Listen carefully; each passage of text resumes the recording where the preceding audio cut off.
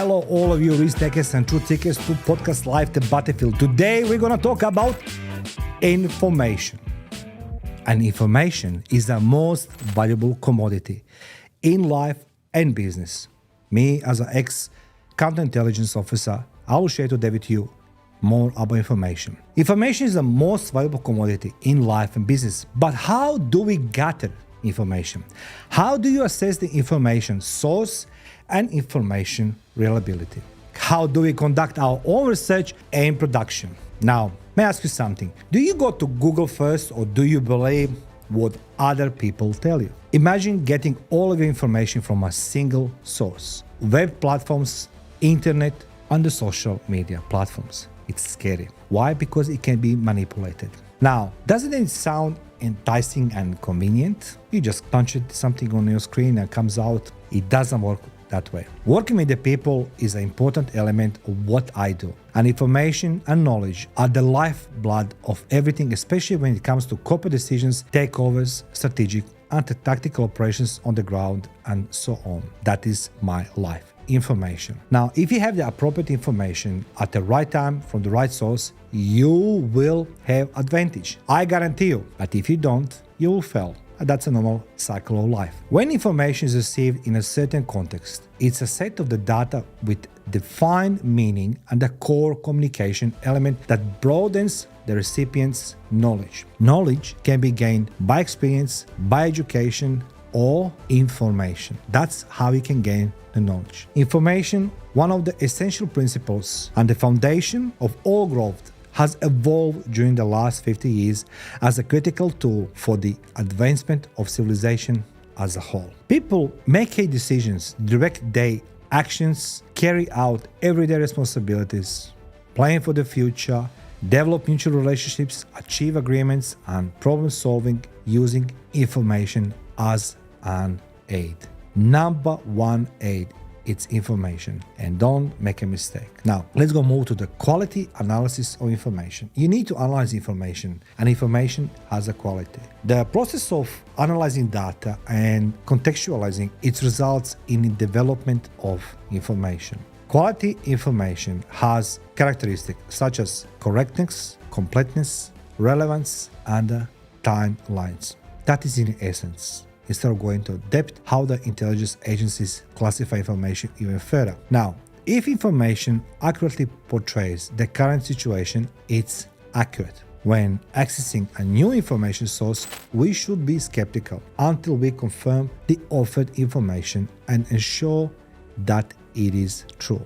So you must make sure it is true. Let's go talk now about completeness. Information is complete when it accurately depicts the current situation and there is nothing left to exclude. It also objective information because complete information does not ignore negative facts. Comparing information from many sources allows one to establish whether the information is complete. Information is appropriate, which means relevant, if it's appropriate for the situation and the person receiving. You can't give some information about space shuttle to guy who is not related to this. Now, information is considered timely if it's obtained on time. So that's the elements you need to satisfy. However, information creates something different. Web of deception. And how is this done? Before the internet, there were only a few options for disseminating information. Books and magazines had a finite shelf life, whilst radio and newspapers could only be heard in limited geographic area.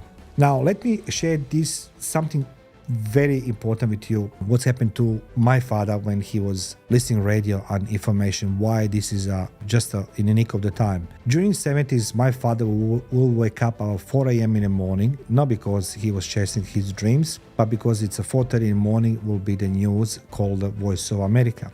And my father will go in a bathroom, literally. It was a small, tiny bathroom. and he will take the 2 blankets, a small radio, he has a cup of coffee, and he will smoke under the blanket, and he will listen to the Voice of America. And then next week, same time, he will listen, because every day was different person was listening to Voice of America.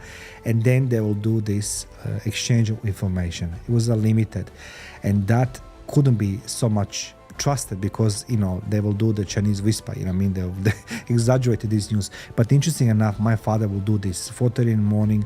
He will listen to Voice of America for 15 minutes to find out all informations across the globe, which we couldn't find out in communism. And I was then 7 or 8 years old when the first time I went in the bathroom about 4 o'clock in the morning. My father would jump on me. He was afraid that I saw something what I shouldn't. Now, due to contemporary technologies, internet makes information available to everyone. The internet is a tremendous source of information, tremendous. But it's also referred to as a web of deception. Why? Because it has become highly common to disseminate false information using internet communication channels at their unlimited number of channels. With the advent of social media, every user is suddenly a self-publisher with no editing, fact-checking, or accountability.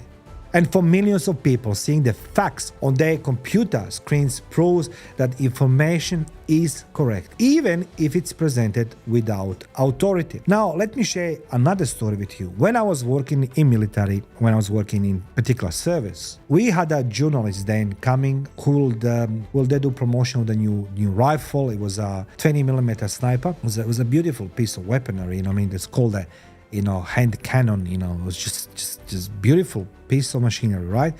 There was a certain journalists there who were not journalists, they were actually spies. And they will come and they will do their deal. What they do, they will take it accurately, every single information about rifle, about number of the rifles, the numbers, they were not interested just in the size and the color. They were inspecting so closely. And I remember us in intelligence service, they will record all this on a big VHS cameras, behind some mirrors, improvised. They were not journalists, but they will do everything correctly. They were more correct than the journalists who were on our payroll, because they were doing the imaginary content, while the people who were the spies pretending they're journalists, they were describing that particular rifle to the details. And they knew it exactly by the number on a rifle, how many rifles we have in our possession. That was a number 3 rifle. We said it's almost 300 or 400, which I was like, my God, that's a lot of rifles. That's a lot of tanks can be killed. But that it's talking about accountability and fact-checking and editing. Today on internet, you don't need to do this anymore, because there's no accountability and nobody cares for the fact-checking. Social media has changed the world. Absolutely. The tools are being widely and swiftly adopted by everybody. There is no level in society, age in society doesn't using social media. And it's changing the way we organize, the demand political change, find partners, and get the news. So it's a web deception internet. Now let's go talk about who makes use of social media. Who? Everybody. That's correct, everybody. When did social media become popular? And how is that number change over time? Recently, I interviewed somebody. He's a great CEO, and he said in 2004 was the first time he saw the internet. 2004. Interesting. Social media serves many distinct functions, yet they are all work towards the same goal. The major goal and way of life of social media is sharing. Sharing information. Sharing. Individuals can share information and thoughts. That's the aim of the internet. Nobody is forced to read anything on social media, since each user has complete control of what they view. Do you agree with me? You control what you're going to view. The user of social media has control over what information they see, what information they click on to learn more about, or what information they believe, who they accept message from, or whether or not their profile remains active. Do you agree with me? Social media, it's used to disseminate information. That is the main goal, to disseminate information. Depending on who is delivering the information, it could be true, false, or from the author's point of view. Although determining the accuracy of content might be difficult, most local and national news profiles does contain factual information. You can't create something if you have no something factual. It must be something tangible. Somebody must saw something or touch something or being the part of something. It's the obligation of major news organizations. So every major news organizations to ensure the information they publish is correct and reliable. Are they?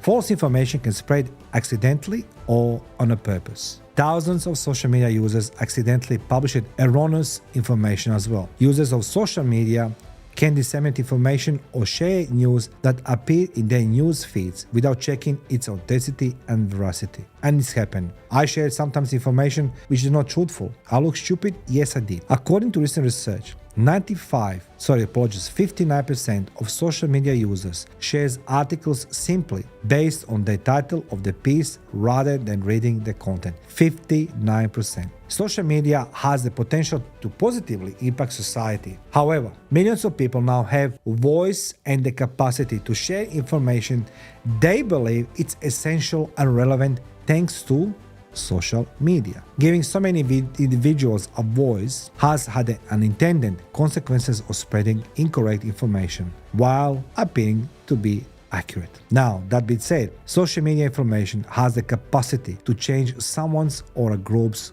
world view. Social media has had a tremendous impact on how the younger generation of society obtains newsworthy information from reliable and slanted sources. The days of waiting for a news item to come on television or in daily newspapers are long gone. Informations are available on social media 365 days a year, 24 hours a day. And every couple hours we have the breaking news, exclusive news, news alert, and we understand how important it is to stay in touch and informed in today's environment because the information is beneficial to whoever obtains it. However, the speed provides us with the dependability and validity of that information. We have information going left, right, and center with such a tremendous speed that nobody checks validity maybe of this information. Even though I'm ardent user of social networks and use them in my daily business and life, the information I receive in person has always been the most reliable information for me in person. So I know that person that he will tell me the truth or that person has been somewhere. This is because people's non-verbal communication considerably aids in recognizing little indicators of truth and deception. That is the point. When you collect informations, make sure that your information don't come from only one source, internet. Go look for information and talk to people on the ground zero. Let me know what is the communication for you, what is the information for you, and how you are analyzing information in comment section below. Thank you for watching Life the Battlefield with Mario. Feel free to subscribe, share, like, and comment. Thank you.